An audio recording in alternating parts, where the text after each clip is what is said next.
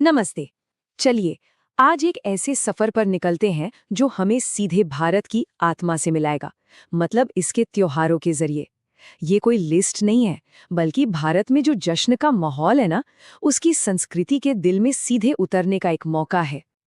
अच्छा, एक बात सोचिए। किसी भी देश की संस्कृति को समझने का सबसे अच्छा तरीका क्या हो सकता है?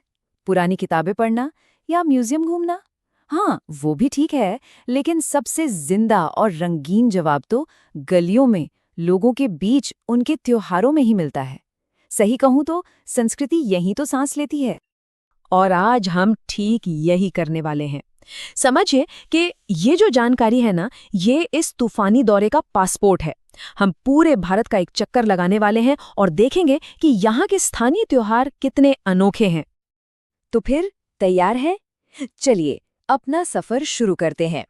हमारा पहला पड़ाव है दक्षिण भारत, जो अपने शानदार मंदिरों और गहरी परंपराओं के लिए जाना जाता है। देखते हैं कि यहाँ त्योहारों का क्या रंग है।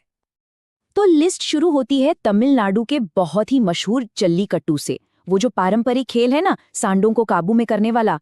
फिर हम पहुंचते हैं आंध्र प्रदेश, जहां फ्लेमिंगो महोत्सव मनाया जाता है, जो प्रवासी पक्षियों के आने का जश्न है। और अरे, जरा तेलंगाना पर नजर डालिए। यहाँ तो त्योहारों की लाइन लगी है। एक दो नहीं, बल्कि पूरे 3 त्योहार।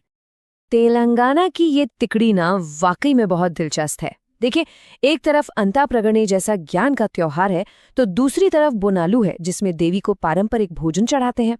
और फिर है बथुकम्मा, जो फूलों से सजा एक बिल्कुल ही अलग उत्सव है। इससे पता चलता है कि एक ही राज्य में कितनी अलग अलग तरह की सांस्कृतिक परंपराएं एक साथ फल फूल रही हैं। दक्षिण से निकलकर अब हमारा सफर हमें भारत के पूर्वी हिस्से की ओर ले जा रहा है। चलिए, अब देखते हैं कि पूर्वी राज्यों में जश्न का माहौल कैसा है। वाह, पूर्वी भारत की लिस्ट तो देखिए, कितनी रंगीन है। ओडिशा में नुआखाई जैसा फसल का त्योहार है, तो वहीं नागालैंड का वो दुनिया भर में मशहूर हॉर्नबिल फेस्टिवल भी है, जो वहाँ के ट्राइब्स की संस्कृति का जश्न मनाता है। और हाँ, मेघालय का वो बेहद खूबसूरत चेरी ब्लॉसम फेस्टिवल तो है ही। सच में, हर त्योहार की अपनी एक अलग ही कहानी है। तो चलिए, अब समंदर के किनारों को छोड़कर देश के दिल की तरफ, यानी सेंटर की ओर बढ़ते हैं, और फिर वहां से सीधा चलेंगे रांची हिमालय की तरफ। देखते हैं कि इस पड़ाव पर हमें क्या नया देखने को मिलता है। लेकिन एक मिनट, आगे बढ़ने से पहले जरा इस पर गौर कीजिए।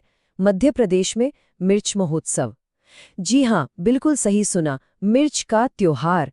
मतलब यही तो वो अनोखी और मजेदार चीजें हैं जो भारत को इतना आकर्षक बनाती हैं।